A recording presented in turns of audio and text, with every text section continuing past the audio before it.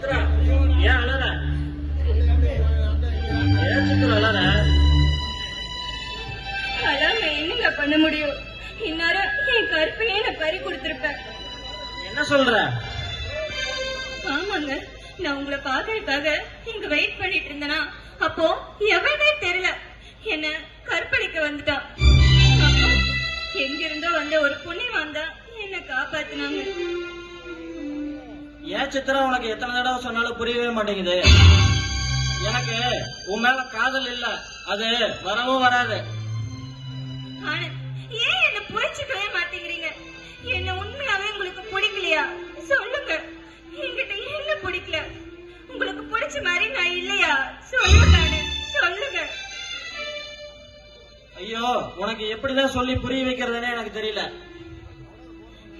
ஆனந்த், நான் முடிவா சொல்றேன், அடுத்த தடவை நீங்க என்ன பார்க்கும்போது என் லவ்வரா தான் பார்க்க முடியும். அப்படி இல்லைன்னா நான் உயிரோட இருக்க மாட்டேன். நான் வரேன். என்னடா இவளுக்கு நல்ல புத்தியே வர மாட்டேங்குது. ஏய் மறையா, எல்லா காதலுக்கு ஆம்பளைதான் கெஞ்சி கூத்தாடுறா, ஆனா அந்த பொண்ணு கெஞ்சி கூத்தாடுறா. நீ மட்டும் இவளை காதலிச்சு கல்யாணம் செஞ்சு பாரு, உன் வாழ்க்கை சிறப்பா இருக்கு.